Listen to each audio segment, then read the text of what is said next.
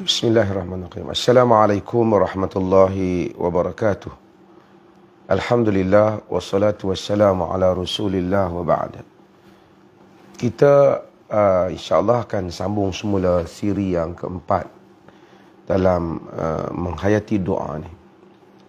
Pada siri ini insya-Allah saya akan membahaskan tentang hadis Nabi SAW tentang bagaimana Allah Subhanahu wa taala menerima doa hamba dalam bentuk tiga bentuk yang disebut di dalam hadis Imam Tirmizi dan juga disebut juga oleh Imam Ahmad dalam musnadnya.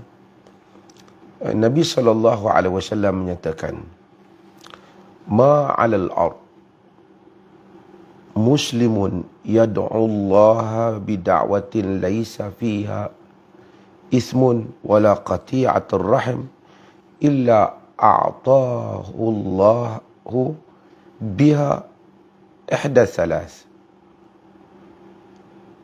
Tidak ma 'alal ard muslimun, tidak ada di bumi ini satu orang muslim yad'u Allah, yang berdoa kepada Allah, laisa fiha ithmun, tak ada pada doa itu dosa, wala qati'atur rahim, tak ada juga pada doa itu dia tak minta nak buat berzina ke, ataupun dia nak minta ya Allah beri kepada aku arak ke.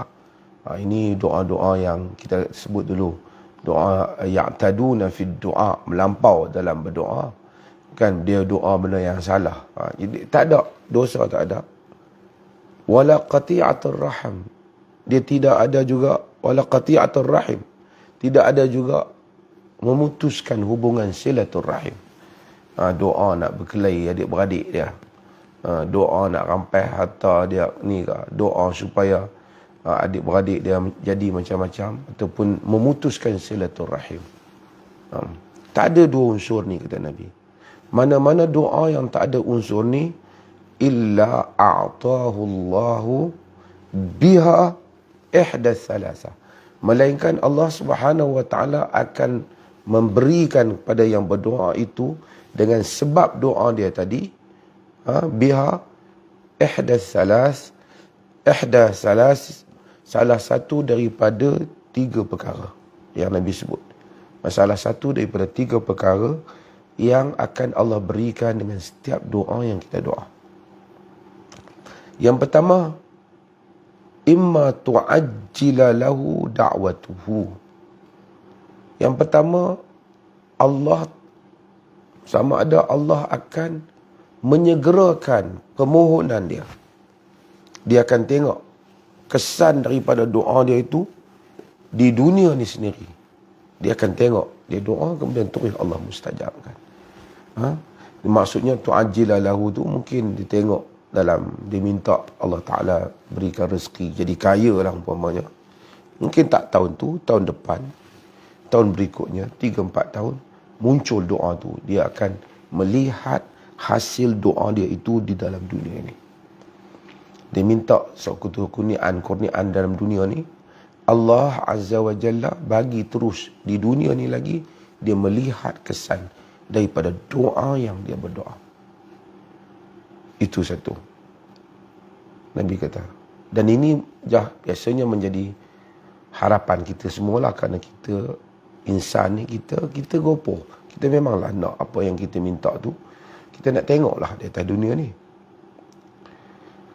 Kemudian kata Nabi, wa imma an yaddakhiraha lahu fil akhirah. Kedua, mungkin Allah Ta'ala tak bagi doa tu kat dia, tapi Allah simpan benda itu untuk dia di akhirat. Jadi benda yang dia minta tu Allah tak bagi. Saya buat contoh lah untuk kita faham. Kadang-kadang Allah tak bagi tu atas banyak sebab. Di atas sebab-sebab kehidupan dunia ni sendiri. Kan? Mungkin misalnya katalah, dia minta satu hal. Dia minta nak tengok cucu dia membesar. Tapi ajal dia telah menjadi ketetapan Allah. dia meninggal sebelum daripada tu. Tak dapatlah dia nak melihat doa dia tu. Kan? Tapi Allah tak sia-siakan doa tu. Allah simpan permohonan dia untuk dia di akhirat. Harapan dia nak tengok cucu tu, kebahagiaan dia tu, Allah munculkan untuk dia di syurga. Ini satu contoh lah, contoh yang saya buat. Kan? Mungkin juga sebagian orang dia minta dia nak jadi kaya millionaire. Allah bagi rezeki pada dia, jelmakan untuk dia. Tapi mungkin tak sampai lah macam yang dia minta tu. Kerana Allah tahu mungkin tak sampai tu mungkin lebih baik untuk dia. Kan? Tapi Allah tak sia-siakan apa yang dia pohon itu. Tetap akan menjelma untuknya pada hari akhirat kelak. Kan? Mungkin dia minta nak pergi pada suatu tempat. Di atas suatu keadaan, di atas satu kehidupan. Kerana hidup ni kita bukan seorang je. Ada keadaan-keadaan yang lain, umpamanya. Allah simpan hal itu untuk dia di akhirat. Kan? Hatta, katakanlah, dia minta supaya turun hujan. Kalau Allah takdirkan tak turun hujan, masa hari dia minta, ya Allah hari ni turun, Allah tak turun hujan. Dia tak boleh fikir, doa aku hari ni minta turun hujan, tak turun ni telah sia-sia. Tak. Allah simpan doa itu untuk dia pada hari akhirat kelak. Dia akan memperolehi habuannya di akhirat daripada kurniaan akhirat yang la ainun ra'at wala udhunun sami'at wala khatara ala qalbil bashar. Mata tak pernah tengok, telinga tak pernah dengar, tidak pernah terlintas di dalam jantung hati manusia keindahan dia. Walaupun memang menjadi tabiat insan kita semua, kita inginkan apa yang kita doakan itu kita lihat muncul dalam hidup kita di dunia. Tetapi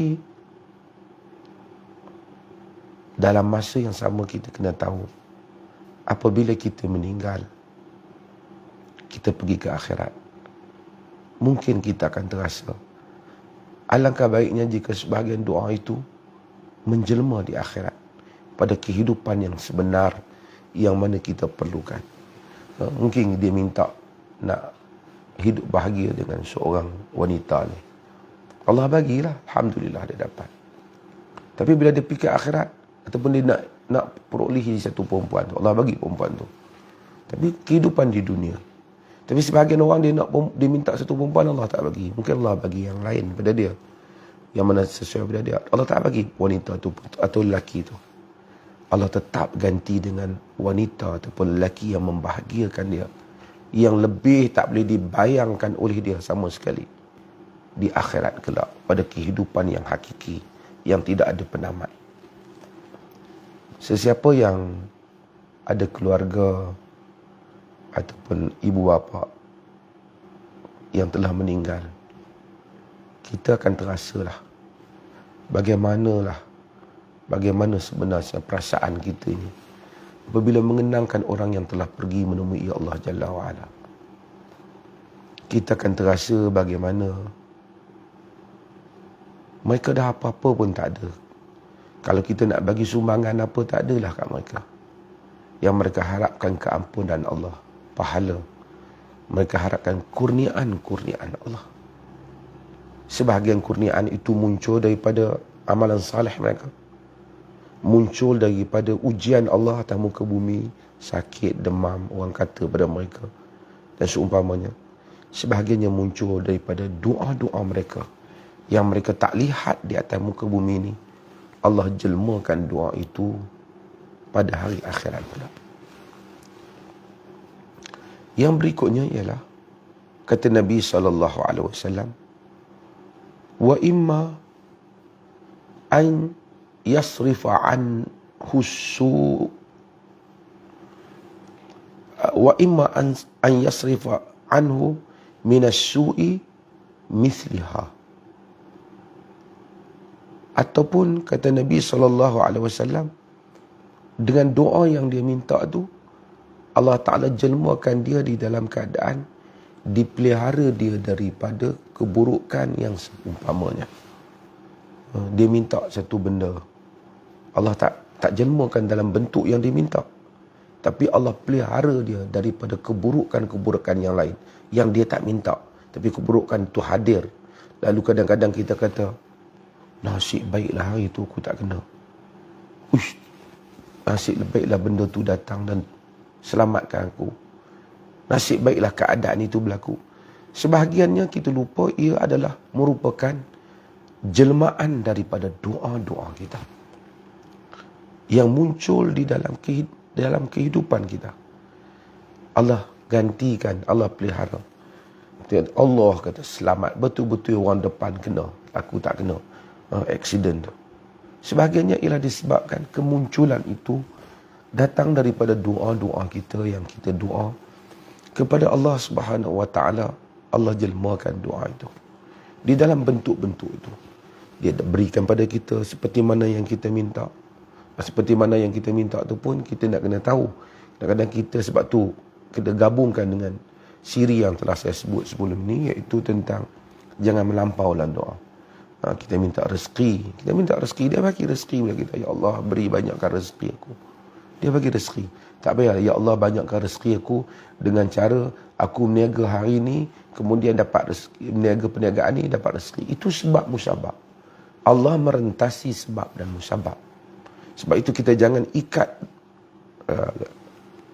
pelaksanaan doa yang Allah nak laksanakan pada kita dengan sebab-sebab tertentu yang kita hamba ni kadang sangat cetek di dalam mengandaikan kudrat Allah Jalla wa'ala di dalam memberikan apa-apa saja kepada hamba-hamba dia.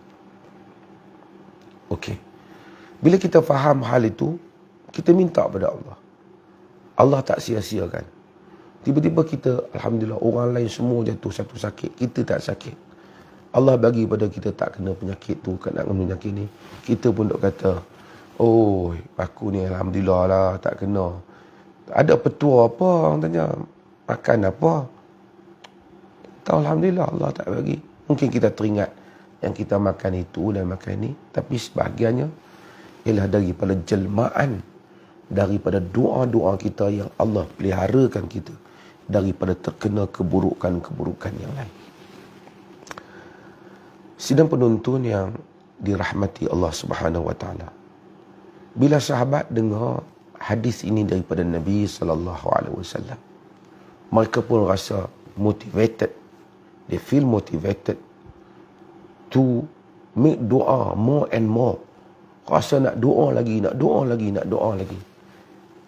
Lalu mereka tanya Nabi sallallahu alaihi wasallam, "Idza nukthir Rasulullah, kalaulah kami ni membanyakkan doa, banyak sangat doa, apa saja doa, kan? Sehari tu mungkin minta beratus ribu kali diminta. Tengok tu diminta Allah, ingat ni minta Allah. Tengok tu berkenan minta ke Allah. Setengah orang dia ingat apa dia semua dia minta Allah. Orang dia tak faham. Allah suka orang yang minta. Dia tengok Allah, orang ada kereta, ya Allah bagi aku kereta tu. Dia minta, idza nuksir. Idza nuksir. Jika kami membanyakkan doa. Nabi SAW kata, Allahu akthar. Allah lebih banyak. Lebih banyak tu bukan zat Allah, tapi lebih banyak di dalam menerima. Kamu minta 10, dia bagi kamu berlipat kali ganda. Apabila kita mendengar hadis ni, Nabi SAW ni, kita akan merasai betapa tidak ada doa kita yang sia-sia. Semuanya tetap tersimpan di dalam akaun kita di sisi Allah. Mungkin daripada hari kita dah kenal Tuhan daripada kecil, kita berdoa.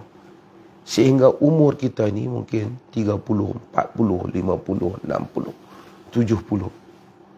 Mungkin sebahagian besar daripada doa-doa kita itu, kita sendiri pun dah lupa. Tapi Allah Subhanahu Wa Taala tidak lupa kepada doa-doa kita itu. Tersimpan doa-doa kita itu di sisi Allah Jalla wa'ala. Dan kita akan di akhirat kelak, oh, aku telah doa. Sekurang-kurangnya apabila kita doa, the first thing yang kita akan dapat, pahala berdoa. Tentu dah. Kemudian semua janji-janji ni. Kadang-kadang kita dapat satu kurniaan pada kita fikir tak benar pun kita doa yang ni. Kita lupa. Kita doa ke rezeki, kita guna kurniaan yang lain. Allah hadirkan itu sebahagian daripadanya. Allah pilih yang itu bagi kepada kita sesuai untuk kita. Subhanallah. Sahabat kata idza nuksir, Nabi jawab Allahu akthar. Rasulullah, jika kami banyak asyik minta je ke Allah. Nabi SAW kata Allah itu lebih banyak, yang ini lebih besar kurniaannya untuk dia bagi kepada hamba-hambanya yang meminta kepadanya. Jangan duk risau, jangan duk buat satu teori, malulah aku banyak sangat nak minta pada Allah. Ini bukan cerita makhluk. Ini Allah, dia suka kita meminta padanya. Di dalam hadis yang lain yang diriwayatkan oleh Al-Imam At-Tirmizi, Nabi SAW menyatakan, laisa syai'un akrama 'ala Allah azza wa jalla min ad-du'a. Nabi menyatakan tidak ada sesuatu yang lebih mulia pada Allah lebih daripada doa. Maksudnya daripada amalan-amalan perkataan ni, zikir dan berbagai-bagai lagi, perkara yang paling mulia, yang paling Allah suka ialah seseorang berdoa pada dia. Dalam apa saja kita doa, minta rezeki, Allah suka hamba yang minta kat dia. Nabi kata laisa syai'un akrama 'ala Allah azza wa jalla min ad-du'a. Tak ada sesuatu yang lebih mulia pada Allah lebih daripada doa. Maksudnya seorang tu kalau dia duduk berdoa je, itulah ibadah perkataan yang paling besar dia. Kenapa? Kerana doa itu menzahirkan tadarruk. Doa itu melahirkan iftiqar. Doa itu menzahirkan kerendahan diri hamba kepada Allah Jalla wa'ala. Bila satu orang berdoa, tanda dia merendah diri dia kepada Allah Jalla wa'ala. Allah suka kerana hubungan kita dengan Allah ialah hubungan Allah sebagai Rabb, sebagai Tuhan, kita sebagai hamba yang sentiasa merasa hina dina diri kita di depan kebesaran dan keagungannya. Doa menterjemahkan itu. Apabila kita merintih dan meminta kepadanya dengan segala lafaz-lafaz yang kita pilih yang terbaik supaya kita rendah diri kita kepadanya, hina diri kita kepadanya, dan kita meminta daripadanya. Sebab itu Allah Subhanahu wa taala kata, Nabi kata, doa adalah perkara yang paling hamba suka. Sebab itu sebahagian hamba dia suka berdoa, Allah sayang kat dia. Saya tengok sebahagian orang asyik berdoa, suka berdoa. Subhanallah, macam-macam perkara muncul dalam kehidupan dia. Kurniaan-kurniaan yang dia sangka dan yang dia tak sangka. Yang dia minta dan yang dia tak minta muncul dalam hidupnya. Allah sayang kat dia. Dia rasa dia tak minta, tapi itulah jelmaan doa dia. Allah tahu kenapa dia minta satu benda tu. Allah umpamanya dia minta untuk ada satu hal, Allah tak bagi. Tapi Allah tahu tujuan dia minta tu, dia nak kebahagiaan, dia nak kegembiraan. Allah bagi hal yang lain yang membahagiakan dia, mengembirakan dia juga. Kerana Allah memilih untuk dia. Al-khairu fi makhtaruhullah. Yang terbaik itu apa yang Allah pilih untuk kita. Kita minta pada dia. Kita nak keluar rumah, tengok tu kita minta. Tengok orang jual buah, teringin buah, kita minta. Kadang-kadang lah, ini bukan satu contoh. Tapi saya cerita pengalaman. Kadang-kadang nak makan, kita rasa nak makan buah tertentu, durian, tengok sedap. Kita angkat, ya Allah, berilah pada aku rezeki aku durian yang baik. Sebahagian orang saya cerita, dia tersenyum. Saya kata, saya doa. Dan saya dapati, memang Allah hadirkan. Kalau tak hari itu, petang itu, besok pagi, tetap dihadirkan apa yang minta. Kadang-kadang dia hadirkan lagi buah-buahan yang lain. Saya nak ceritalah, tuan-tuan pun mungkin ada pengalaman yang jauh lebih baik pada saya. Saya yang biasa-biasa ni pun, macam tu, Bagaimana pula hamba-hamba Allah yang sentiasa dekat dengan Allah, yang pandai berdoa, pandai merintih kepada Allah Jalla wa'ala. Kan? Tentulah kurniaan Allah lebih banyak kepada mereka ini dengan perkataan-perkataan mereka yang mustajab, dan Allah suka dengan perkataan mereka. Doa kepada Allah. Jadi kalau doa ini adalah merupakan amalan kita setiap hari, doa. Sampai kita pun tak boleh nak bilang jumlah doa. Bukan nak kena mestinya sentiasa doa tu nak kena dalam solat. Memang doa dalam solat itu bagus. Seperti mana yang telah saya syarahkan malam tadi dan sebelum-sebelum ni. Tapi kita sambil bawa kereta tengok, kita boleh doa, ya Allah, orang tu kau telah berikan, pohon kau berikanlah juga padaku. Kita tengok satu hamba Allah susah tepi jalan, ya Allah berikanlah rezeki untuk dia. Allah hantar malaikat doa untuk kita. Malaikat yang diwakilkan, dia doa untuk kita, walaka mislu zalik, untuk kau serupa tu juga. Kita tengok pokok orang subur, ya Allah suburkanlah pokok tanaman aku. Kita doa sentiasa. Kita tengok orang anak orang, kita, ya Allah peliharalah anak-anak aku daripada bala. Kita sentiasa nak sampai ke pejabat kita tu, macam-macam doa kita sebut. Tak payahlah orang lain dengar, antara kita dengan Allah Jalla wa'ala. Banyak kita doa. Mungkin kita rasa banyak betul aku minta pada Allah. Iza nuksir, sahabat Nabi kata, Allahu akthar. Allah lebih banyak daripada itu di dalam menerima. Kita pun mungkin dah lupa lah sebahagian doa kita. Allah tak lupa. Dia tetap munculkan semua doa itu di dalam kehidupan kita. Dan doa itu menjadi semulia-mulia perkara. Apabila kita hadap Allah nanti, inilah perkara yang mulia yang kau buat sebagai hamba aku ketika kau hidup di dunia. Kau berdoa kepada aku. Kerana Nabi kata, laisa syai'un akrama ala Allah azza wa jalla minad doa. Tidak ada yang lebih mulia di sisi Allah daripada doa. Daripada doa. Subhanallah. Rahman, Rahim. Pengasih Allah Ta'ala ni, penyayang. Bukan saja dia mustajabkan kita, dia jemput kita berdoa. Dia mustajabkan, kita lupa doa kita, dia simpan semua. Dia bagi kat kita, tak di dunia, di akhirat. Tak dia bagi minta macam mana kita minta, dijelmakan dalam berbagai warna dan cara. Kemudian pula Allah Jalla wa'ala itu, dia akan berikan kepada kita dalam doa itu. Mungkin sebahagiannya dipelihara kita daripada su', daripada bencana, daripada pelbagai-bagai sekali lagi. Doa. Orang yang tak doa ni takabur. Orang yang malas berdoa takabur. Macam na'udzubillah, macam saya sebut sebagai orang macam-macam balak menimpa dia, tapi dia keras, dia tak rasa susah nak doa. Tak doa lah. Doa lah ni kata. Tapi nak kena hampa tolong juga. Ya doa. Memang usaha kena buat. Tapi doa tak boleh dibandingkan dengan tolongan manusia. Doa ialah absolute, mutlak, yang paling besar, yang tak dibandingkan. Yang tak dibandingkan. Kalau Allah tak campakkan tu, artinya kita menyanggahi apa yang Allah sebut. Yang kita doa sebut itu tadi, iyyaka na'budu wa iyyaka nasta'in. Hanya pada engkau kami mengabdikan diri. Hanya pada engkau kami mohon pertolongan. Allah suruh kita abdi pada diri dia, mengabdikan diri pada dia. Dia suruh kita doa kat dia. Disuruh kita doa pada dia. Di dalam hadis yang lain, Nabi SAW kata, man lam yas'alillaha yaghdab alaihi.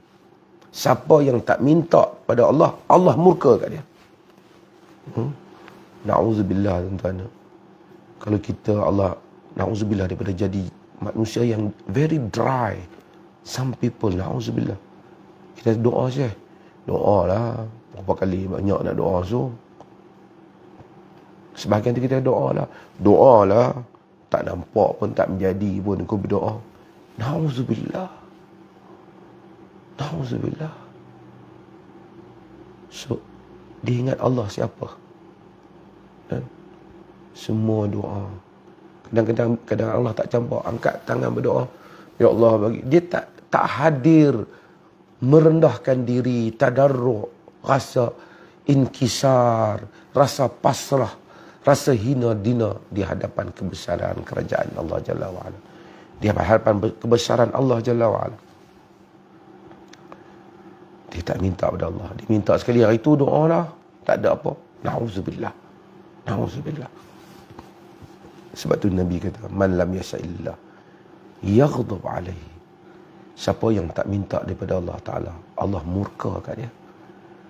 Sebahagian daripada masalah yang menimpa manusia yang bunuh diri, yang frust, yang tension, anxiety, tak boleh nak kontrol diri. Allah Ta'ala alam, Allah uji mereka. Tapi mungkin sebahagian daripadanya kegagalan untuk berdoa kepada Allah Jalla wa'ala, sehingga Allah murka kepadanya.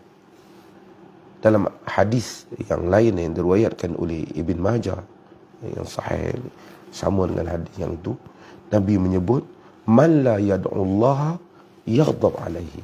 Siapa yang tak berdoa pada Allah, Allah murka kepada dia. Siapa yang tak berdoa pada Allah, Allah murka pada dia. Bila salah satu, na'udzubillah, Allah munculkan kemurkaannya itu dalam berbagai cara. Manusia ni ada yang buat dosa, maksiat pada Allah, tapi dia berdoa, dia bertaubat, dia minta Allah ampun. Allah tahu anak Adam buat salah, tapi bila dia buat dosa, dia minta ampun berpuluh kali dosa kepada Allah, mengampuni dosa. Tapi bila dia enggan berbicara dengan Allah, enggan minta, ya Allah tolong. Bila mari nak minta rezeki, dia duduk fikir orang tu nak tolong dia, orang ni nak tolong dia. Tak apalah sebab musabab di dunia ni, tapi rezeki Allah yang beri.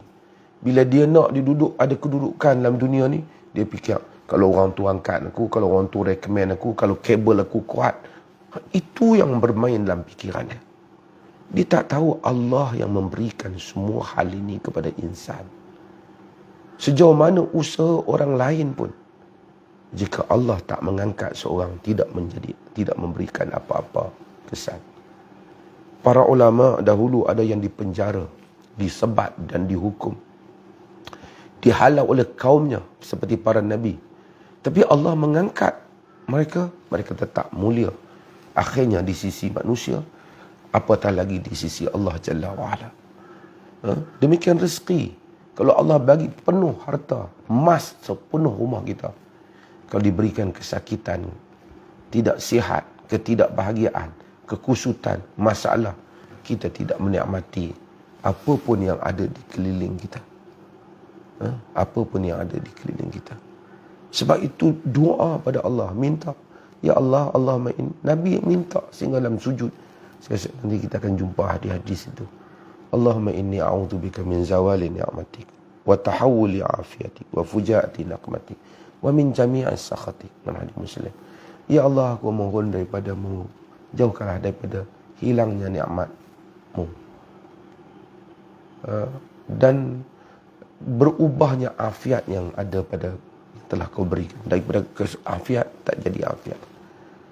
Wa fujaati naqmatik, daripada mengejutnya datang bala. Wa min jami'i sakhatik, minta jauh daripada semua kemurkaan. Subhanallah. Allah murka, salah satu orang yang Allah murka apabila dia tak berdoa. Bila dia tak berdoa, manusia ni salah satu perkara yang tension, tertekan, kerana bila dia tertekan, orang suruh dia pergi jumpa kaunselor. Dia katakan ada sesi orang berbicara dengan dia. Bila orang berbicara dengan dia, dia dapat luahkan. Tak apalah, itu sebab musabab. Tapi bagi orang yang selalu berhubung dengan Allah Ta'ala, dia tak rasa tak ada siapa nak bicara dengan dia. Every day, every night, dia akan sentiasa berbicara pada Allah, menceritakan masalah dia, mengadu tentang diri. Allah Maha tahu apa yang berlaku pada kita. Tapi Allah itu sukakan ilhah. Dia sukakan hamba itu merintih kepadanya. Sebab itu Nabi Ayub AS bila disebut, Rabbi anni massani ad-dur wa anta arhamur rahimin. Wahai Tuhanku, aku ini ditimpa mudarat, sedangkan engkau yang maha pengasih di kala yang pengasih. Allah kata apa? Bila dia kata anni massani ad-dur wa anta arhamur rahimin. Aku ini ditimpa daripada aku ditimpa mudarat, kesusahan, kesakitan, dan dia kena penyakit. Wa anta arhamur rahimin. Engkau itu arhamur rahimin, yang paling penyayang di kalangan yang penyayang. Allah kata, fastajabna lahu. Kami sahut doanya. Sehingga ulama-ulama kata, mana doa dia? Dia merintih, dia berbicara pada Allah. Itulah doanya. Kerana Allah tahu harapannya itu dia sembuh. Harapannya itu dia sembuh. Aku ni terkena mudarat, engkau Maha Penyayang. Sebab tu hamba yang apabila dia dalam apa keadaan, dia tahajud, dia bangun sentiasa tiap-tiap malam merintih, cerita kehendak dia, cerita apa yang dia nak daripada Allah. Hamba ni insya-Allah dia tak tension. Dia tak serabut. Dia ada saluran dia. Manusia kita cerita, ada yang boleh faham, ada yang tak boleh faham dengan apa yang kita cerita. Ada yang dia dengar sajalah, supaya ada ears, ada telinga yang sudi mendengar. Kan? Macam orang putih kita bagi telinga kau lah untuk kita dengar kan. So, dengar, tapi belum tentu dia boleh buat apa. Kalau dia buat apa dengan limitation, it's very limited as a human being, sebagai manusia. Tetapi Allah Azza wa Jalla apabila dia mendengar rintihan hamba, dia menjelmakan semua yang hamba rintih itu di dalam berbagai-bagai cara. Doa pada Allah, minta pada Allah. Saya kadang-kadang orang datang jauh, saya kata nak mengadu pada mufti, nak jumpa Dr. Mazhar. Saya kata tak apa, boleh. Memang boleh kita jumpa, terpanggil nak ambil nasihat. Agama pun suruh untuk kita syura, bermusyarat dengan orang. Tapi masalah insan, yang pertama dia mengadu pada Tuhannya. Berbicara sepenuhnya, setiap hari berbicara dengan Allah. Itulah ubat yang patut kita tanamkan kepada orang-orang yang dalam keadaan tension, anxiety sekarang banyak. Duduk, murung, tak tahu, tak ada telinga yang nak mendengar. Jika dia ada Allah. Sebab tu ulama-ulama salihin yang di penjara apa, orang yang tension dalam penjara, mereka duduk dalam penjara. As-sijnu riyadah. Duduk dalam penjara tu satu latihan pada mereka. Mereka sentiasa doa, berbicara. Imam Ahmad masuk dalam penjara. Ibn Taymiyah masuk dalam penjara. Kan? Ramai para ulama yang dipenjarakan. Tetap mereka rasa bahagia kerana Allah itu di mana-mana saja. Tak menunggu waktu. Macam kata penyair,